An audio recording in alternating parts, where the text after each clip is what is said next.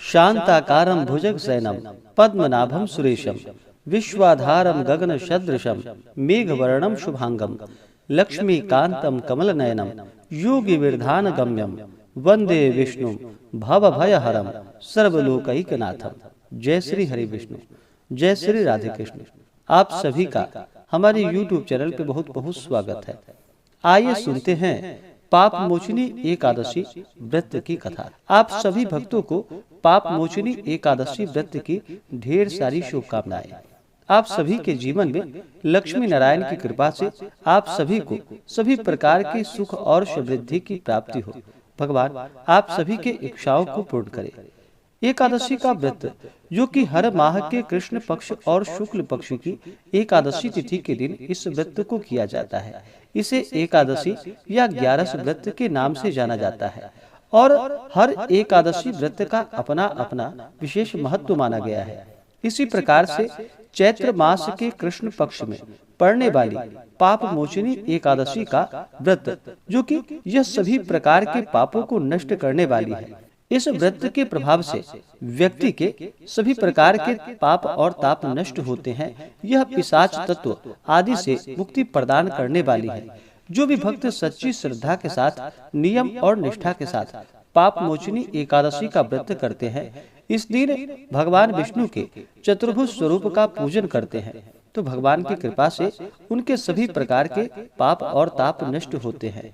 यह व्रत, जो कि इस व्रत के प्रभाव से हजारों गोदान का फल प्राप्त होता है। ब्रह्म हत्या, स्वर्ण चुराने का पाप, शराब पीने का पाप, गुरु पत्नी गमन का पाप एवं संसार के समस्त पापों को यह पाप मोचनी एकादशी नष्ट कर देती है। तो आइए सुनते हैं पाप मोचनी एकादशी व्रत की कथा।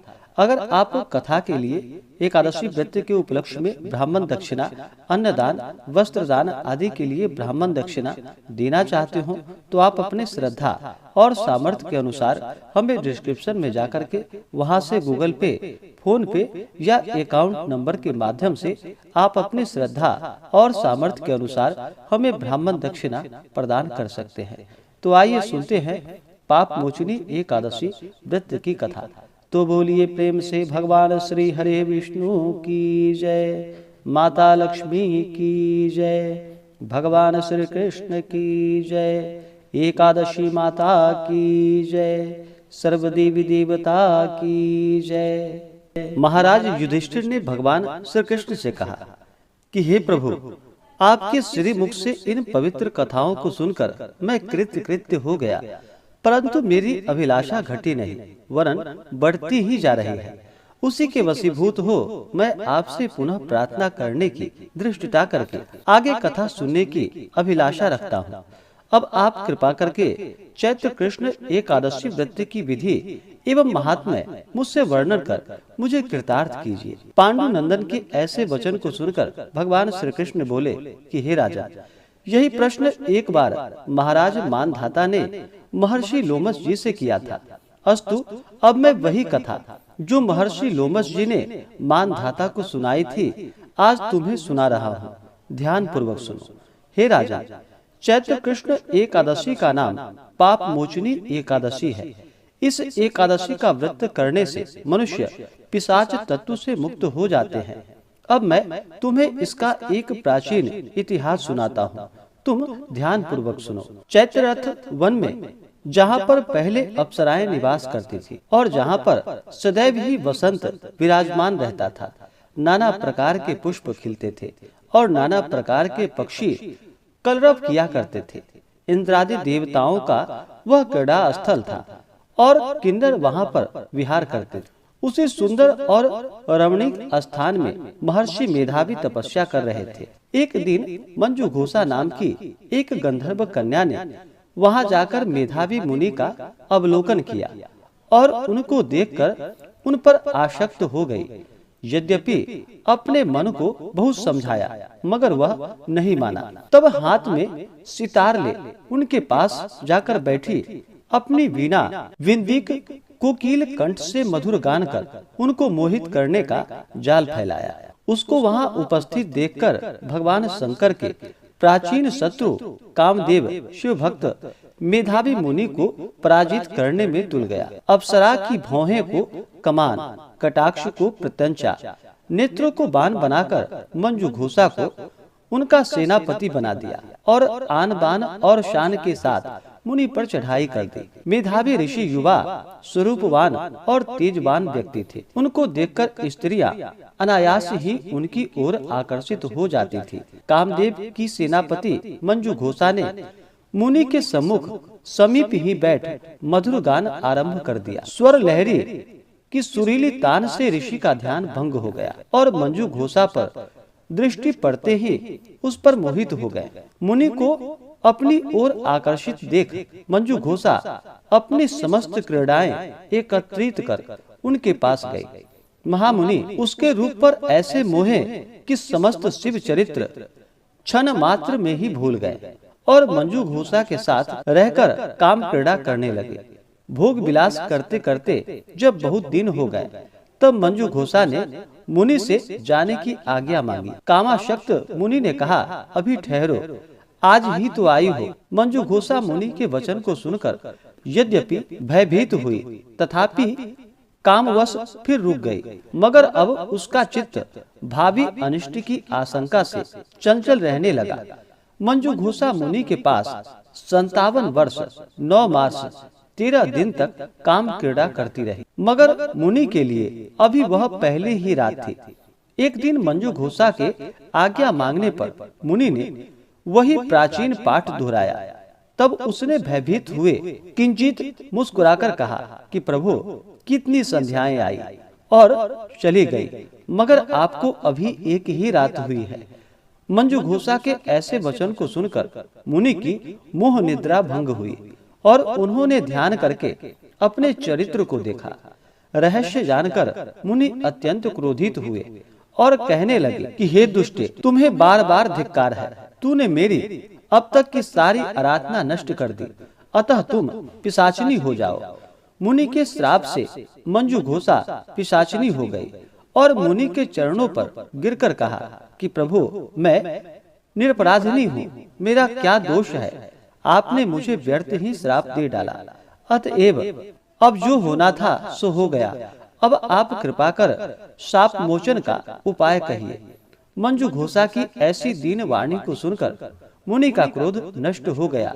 तब उन्होंने कहा कि जाओ, चैत्र कृष्ण एकादशी का व्रत करो, तुम्हारा पाप नष्ट हो जाएगा। ऐसा कहकर वह अपने पिता चैवन ऋषि के पास चले गए। चैवन ऋषि ने इन्हें देख आश्चर्य करते हुए पूछा कि तुमने कौन सा असत कार्य किया है जिससे तुम्हारा तेज और पुण्य नष्ट हो गया है। मेधावी ऋषि ने पिता को सारा हाल बतलाकर पाप से मुक्त होने का उपाय पूछा। पुत्र के ऐसे पूछने पर चैवन ने भी पुत्र को वही सलाह दी जो उन्होंने मंजू घोषा को दी थी। अस्तु, मेधावी ऋषि और मंजू घोषा दोनों ने पाप मोचनी एकादशी का व्रत कर अपने अपने पापों को नष्ट किया। पाप मोचनी एकादशी का यह प्रभाव है कि व्रत करने वाले के पाप नष्ट हो जाए। इस कथा के कहने एवं सुनने से हजारों गोदान का फल प्राप्त होता है। ब्रह्म हत्या, स्वर्ण चुराने का पाप, शराब पीने का पाप, गुरु पत्नी गमन का पाप एवं संसार के समस्त पापों को यह पाप मोचनी एकादशी नष्ट कर देती है। तो बोलिए प्रेम से भगवान विष्णु की जय, माता लक्ष्मी की जय, एकादशी माता की जय, भगवान श्री कृष्ण की जय, सर्वदेवी देवता की जय। इसी प्रकार से जो भी भक्त सच्ची श्रद्धा के साथ, नियम और निष्ठा के साथ एकादशी का व्रत करते हैं, इस दिन भगवान विष्णु, माता लक्ष्मी, भगवान श्री कृष्ण का पूजन करते हैं, उनके सभी प्रकार के पाप और ताप नष्ट हो जाते हैं तथा अंत समय में मोक्ष की प्राप्ति होती है। इस बार पाप मोचनी एकादशी का व्रत, जो कि 18 मार्च 2023 दिन शनिवार को पाप मोचनी एकादशी का व्रत किया जा रहा है। एकादशी तिथि प्रारंभ समय, जो कि 17 मार्च 2023 दिन शुक्रवार दोपहर 2:08 और एकादशी तिथि की जो समाप्ति होगी वह 18 मार्च 2023 दिन शनिवार को सुबह 11:16 पे एकादशी तिथि की समाप्ति होगी। इस कारण से जो हमें शुद्ध रूप से एकादशी व्रत के लिए जो समय प्राप्त हो रहा है वह समय 18 मार्च 2023 दिन शनिवार को प्राप्त हो रहा है। तो इस दिन व्रत को किया जाएगा। अगले दिन इस व्रत का पारण जो कि 19 मार्च 2023 दिन रविवार को व्रत का पारण किया जाएगा। पारण का समय जो कि सुबह 6:27 से सुबह 8:07 तक व्रत का पारण किया जाएगा। एकादशी व्रत का पारण जो कि हरिवासर समाप्त होने के बाद करना चाहिए।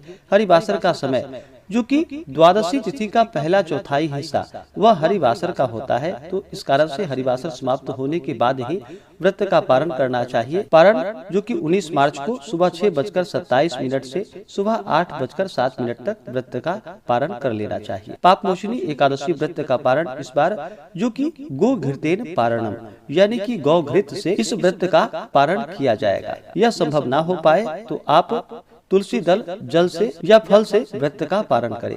एकादशी तिथि के दिन सूर्योदय का जो समय होगा वह समय सुबह 6:05 और सूर्यास्त शाम 6:09। राहु काल का जो समय होगा वह समय सुबह 9:05 से सुबह 10:36 तक राहु काल का समय होगा। राहु काल समय के दौरान कोई भी शुभ कार्य या नया कार्य नहीं करना चाहिए। यह लाभप्रद नहीं होता है। इस बार पापमोचनी एकादशी तिथि के दिन जो कि सर्वार्थ सिद्धि योग और द्विपुष्कर योग भी बन रहा है।